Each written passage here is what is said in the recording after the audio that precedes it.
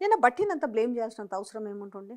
అసలు నిజంగానే ఈ నైని కోల్ నీకు ఒక మాట చెప్పనా, ఒక ట్రూ లాయలిస్ట్ని తట్టుకోలేని తపేలా ఛానల్లో. కానీ కరెక్ట్. దీన్ని ఏ విధంగా ఎదుర్కోబోతారు? ఇప్పుడు ఆల్రెడీ ఇంతకుముందు ఒక మంత్రి మీద వచ్చింది, ఒక జర్నలిస్ట్ ఏదో అన్నాడు, ₹1,00,00,000 ఎంతకో సెటిల్మెంట్ చేసుకున్నాను, అదొక వార్త ఒక ఛానల్ వేయించారు, అయిపోయిందా? అంతకుముందు ఎక్సైజ్ మినిస్టర్ గురించి 3D హోలోగ్రామ్స్ బాటిల్స్ మీద మూతల హోలోగ్రామ్స్ ఉంటాయి కదా, దాంట్లో స్కామ్ అని చెప్పేసి దాన్ని చేసి ఇచ్చేసారు.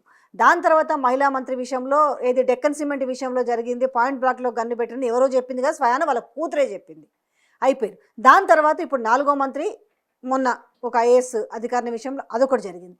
దెన్ బట్టి విక్రమ ఏంటి అసలు ఇది జరుగుబాటు? ఈ కెసాల్ బంకోడికి పోత్రం ఏంటంటే, రేవంత్ రెడ్డి నావాడు, నేను చెప్పిన మాట వింటాడు, నేను ఏం చెప్తే అది అట్నుంచి కూడా నేను ప్రెజర్ పెట్టగలను అన్న కాన్సెప్ట్లో ఉన్నాడు. ఈయన కాంగ్రెస్ ముఖ్యమంత్రి, కాంగ్రెస్ అధిష్టానం ఇతనికి డైరెక్షన్ ఇస్తుందన్న భ్రమల్లో మనందరం ఉంటున్నాం.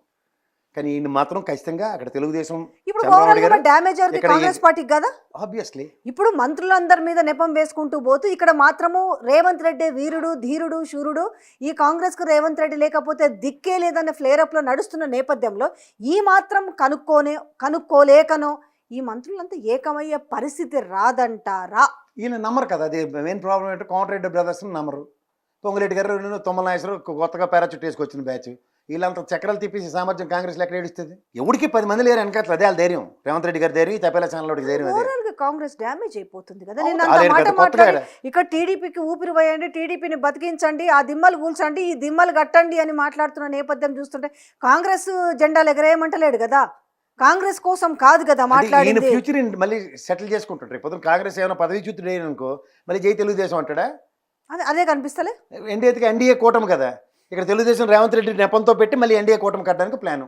ఇది ఇండైరెక్ట్గాను డైరెక్ట్గాను రేవంత్ రెడ్డిని బలవంతాన్ని బీజేపీలో కలిపే కార్యక్రమం నడుస్తుంది ఇందులో.